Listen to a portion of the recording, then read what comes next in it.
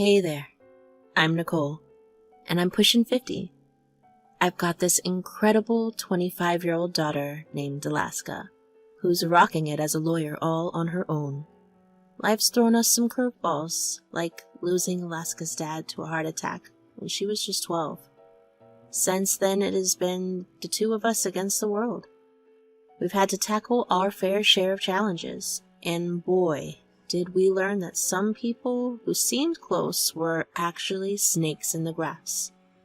Funny how that works. So here's the deal with my mother-in-law, Marjorie. We lived in the same neighborhood, and even after my husband, Richard, passed away, we kept visiting her.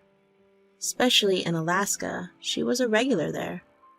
Now, let me give you the lowdown on Marjorie. She was loaded. She ran a money-lending business, helping students cover college tuition.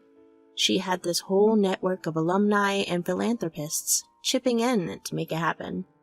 And let me tell you, it was a booming success. Fast forward to Alaska's senior year, and I started to worry about college tuition. Alaska was busting her tail, working and saving up, but it just was not enough. We had a house that Richard left us, but we were scraping from paycheck to paycheck.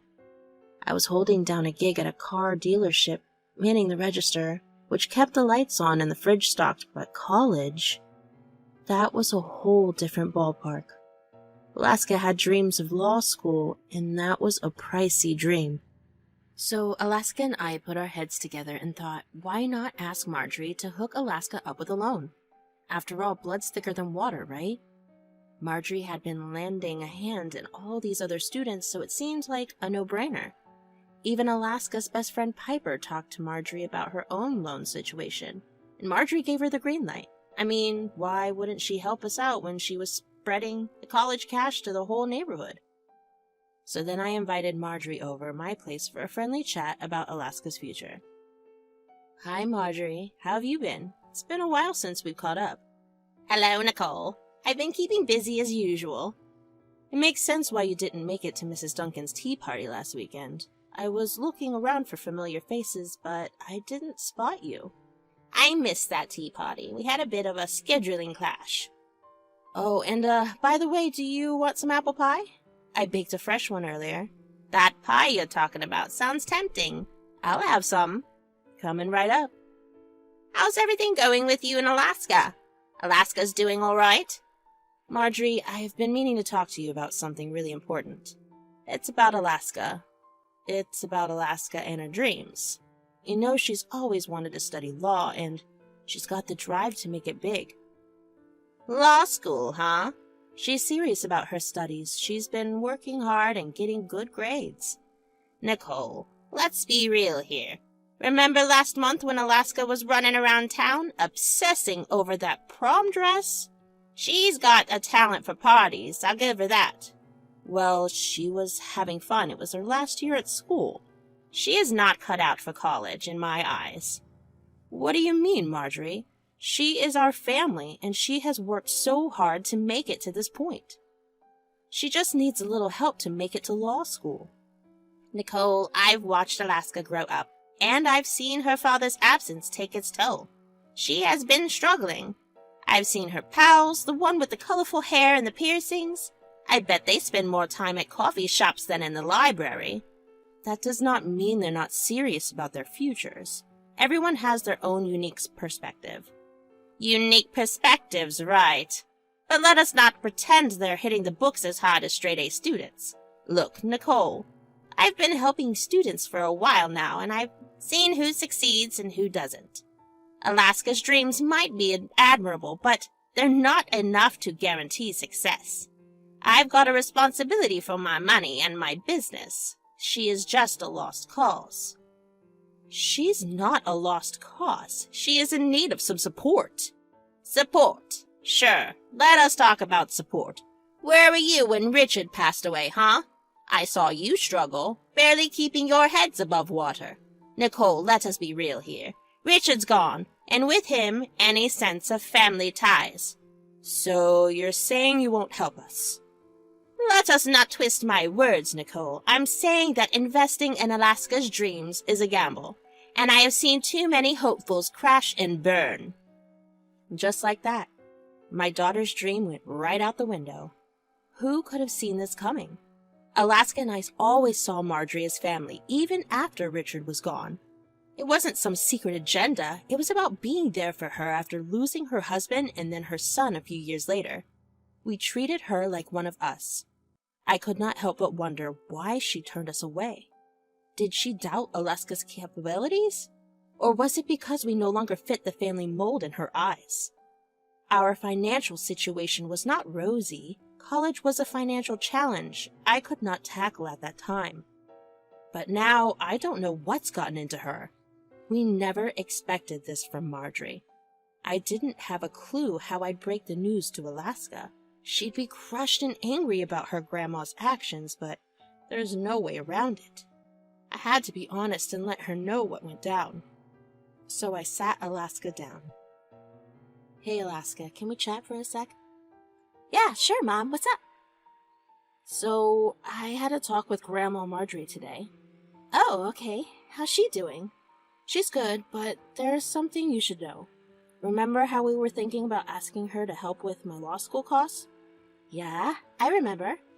She declined to help. She said she's not going to provide any financial support for your law school. Wait, what? But why? Mom, I cannot believe this. Why would she turn her back on me now?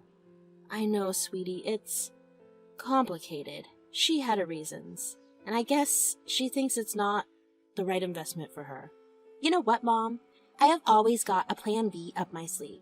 If Grandma won't pitch in for law school, I've thought about hitting up community college for a pre-law pathway program. I can work and save up while I'm at it. That's pretty darn clever, Alaska. Community college could be a smart move. I'm sorry, honey. I could not do more for you. I feel like I have failed you. Mom, just don't. None of this is your fault. You know what? I'm gonna join the side gig club too. We're in this together, right? I'll find something to contribute to the law school fund. Seriously, Mom? Absolutely. You and me against the world, right? So yeah, we made the call. Alaska was going to kick things off at a community college for 4 years, then zoom off to law school for 3. I was dead set on getting her through the education journey, even if Marjorie's move left a mark. But we weren't going to let that steer our course. No way. Marjorie became a background character. We stopped swinging by her place, and she did not exactly rein our line either. Piper told us about Marjorie's nosy questions about us. As soon as Alaska wrapped it up in high school, we got her squared away at the community college. A bit of a haul from home. I threw out the idea of her getting a pad close by, but she wanted to stick it out with me while she could. She's always been my anchor, supportive and understanding. Besides my dealership job, I started working part-time at an online call center. Alaska also tutored students for some extra cash. We had to do the budget dance, trimming the fat from our lifestyle. Our spending became a mindful practice, carefully evaluating each purchase. Shopping for ourselves? That was a luxury we put on hold for 4 years. Our focus was strictly on groceries and the necessities. Sometimes I felt bad that I couldn't give her the typical college scene.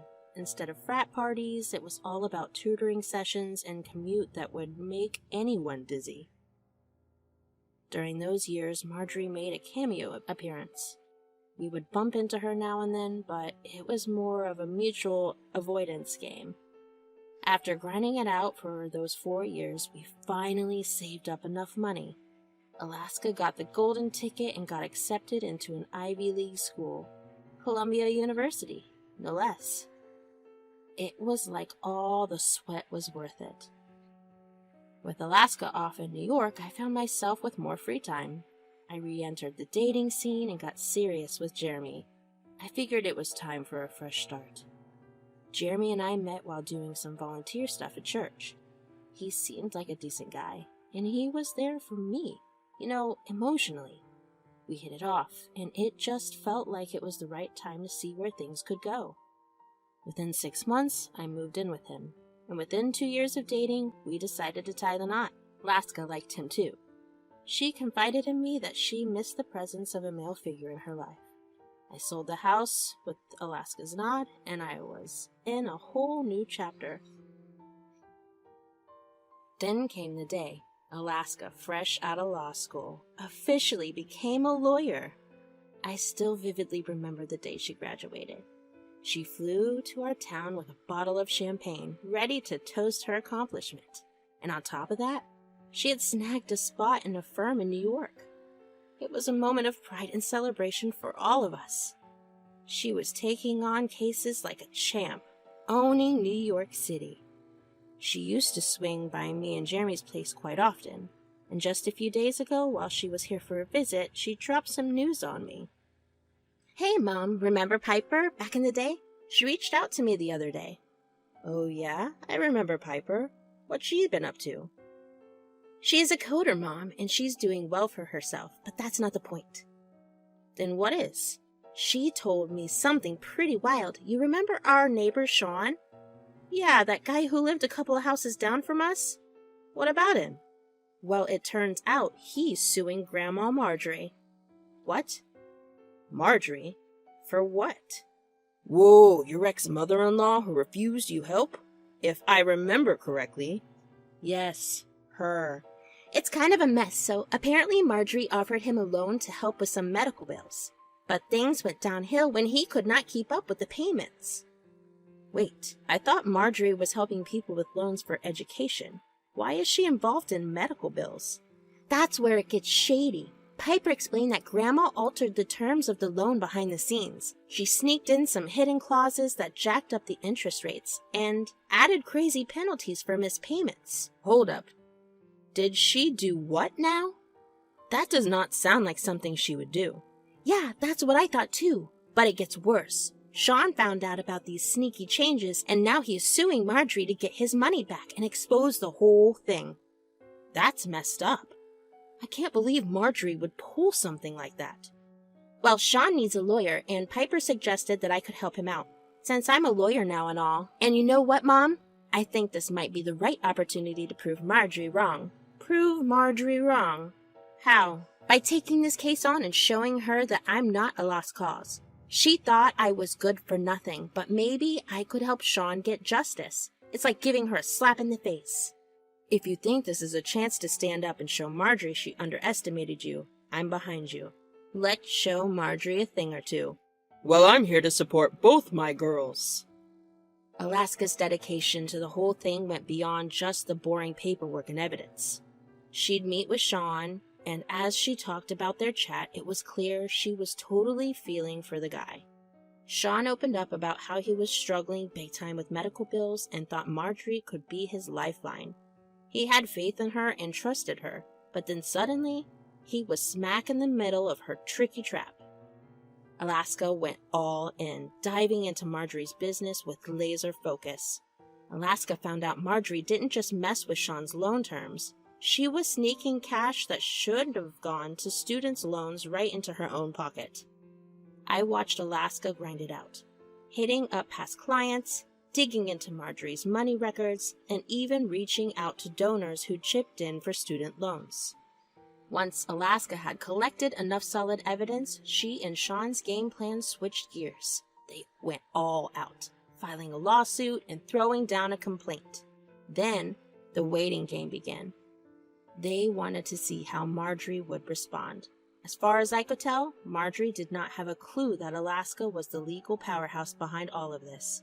So after all the behind-the-scenes stuff, it was time for pre-trial showdown. I thought, why not be there? Not just to watch Marjorie's world crumble, but to see Alaska in action. Our mission was to take Marjorie down. Sean's pre-trial date was locked in, and we were ready for action. We showed up a bit early, all prepped for the courtroom drama, and then, like a scene for a movie, in walks Marjorie, flanked by her lawyer. I was sitting in the audience, kind of blending in, and I could tell Marjorie had not spotted me. But let me tell you, Alaska was on her radar, no doubt about it. Well, well, well, if it's not Alaska, and why have you decided to dress up as a lawyer? Grandma, always a pleasure. Sean, huh? You have really come this far, haven't you? You might say that. We have a solid case, Marjorie, backed up by evidence that paints a clear picture. You think you can just waltz in here with some evidence and bring me down? I have dealt with worse. You'd be surprised, Marjorie. I have done my homework and I have the facts. Facts? Sweetie, it takes more than facts to be a lawyer. Do you even know how this works? We'll see if your little performance holds up. Have fun trying to win with a dumb lawyer like Alaska. Thank you for your kind words, Marjorie. We will let the courtroom decide. Good luck, kids. You will need it. So the judge finally showed up, and the trial kicked off. Things were leaning our way, to be honest, but there was still a bunch of loose ends. Marjorie's poker face was starting to crumble. You could practically feel her getting antsy and nervous behind that cool exterior. As the trial wrapped up, they penciled in another date for the next round. As everyone started heading out, Alaska was in the zone, working on some paperwork with Sean. I was chilling outside, waiting for them, when Marjorie walked up to me. Well, well, Nicole, isn't this a turn of events? After all, you managed to scrape enough to send your daughter off to law school, and now you've pitted her against me. Seriously, Nicole, you are thinking this is just some courtroom drama. Let me give you a reality check. If Alaska thinks she can take me down, I've got tricks up my sleeve that can mess up your whole life. If you are hoping to scare us away, you're barking up the wrong tree. Marjorie, let us be real. You're the one getting all shaky. Your secrets are about to hit light, and you are low-key freaking out. One more round in court, and it's game over for your little act. Just remember, Nicole, you brought this upon yourselves, and do not come crying to me later. Nice try, Nicole.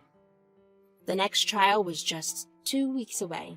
My gut was feeling spot on. We were nailing this thing, and Marjorie was feeling the heat. She kept blowing up Alaska's old number, but Alaska was not picking up. The calls got seriously out of hand, though, so Alaska finally caved. Marjorie wanted to talk, and she sounded pretty desperate. So against my better judgment, I said she could come over to our place. Alaska had to stick around for the case anyway, so she was there too. Jeremy was out with his bowling crew when Marjorie rolled up. She basically stormed into the living room. What's your deal? You want money or something? Marjorie, chill out. My own kin is out for my blood, and you are telling me to chill? Well, we aren't exactly your family, right? Your words, not mine. Oh my God, Alaska, can you back off from this case? Do you need to hassle young grandmother like this? Do you even realize what this could do to me? Grandma, you brought this upon yourself. I always thought you were self-centered, but I did not know you were a thief, too. Alaska, please, let me die in peace. Do you even understand what is at stake here? At least 6 months in prison, a huge fine, and I would lose everything. Marjorie, we cannot bail you out of this. What goes around, comes around. You know that. Remember when I was practically begging for your help to send Alaska to college? You would not even acknowledge us as family back then. That's not the same thing, Nicole. I'm sorry for whatever I did. Actually, it is. You turned your back on us when we needed you, and now we are doing the same. I wished Richard was still around to witness this day, seeing you treat his own mother like this. He would have set you straight, Nicole. And you, Alaska, are you just a pawn in your mother's twisted games? I will ruin your life. And then Jeremy walked in. Marjorie, I think it's time for you to leave and stop bothering my wife and my stepdaughter. I'm not leaving until Alaska drops the case. Please, my love, please. You're quite the actor, Marjorie. Get out of my house. Marjorie's whole begging act was a bit of a hassle, but I will admit there was a part of me that didn't mind seeing her sweat a bit. She pulled the same move on us back then, leaving us hanging when we needed support. But this wasn't some petty revenge game. She actually messed with the people's money and lives, and it was time to pay up. Fast forward a week, and the trial went down. I was front and center when the judge dropped the final word on Marjorie's fate. Marjorie, based on the evidence presented and the gravity of your actions, I hereby sentence you to 1 year in prison and a fine of $20,000. What? This can't be happening! Order in the court. Take her away. Well, she's gone now. Off the radar for a year. I've treated her like a second mother since I got married, but sometimes life's gotta give people a taste of their own medicine. The funny thing is, her lawyer's been blowing up our phones like we are supposed to just bail her out.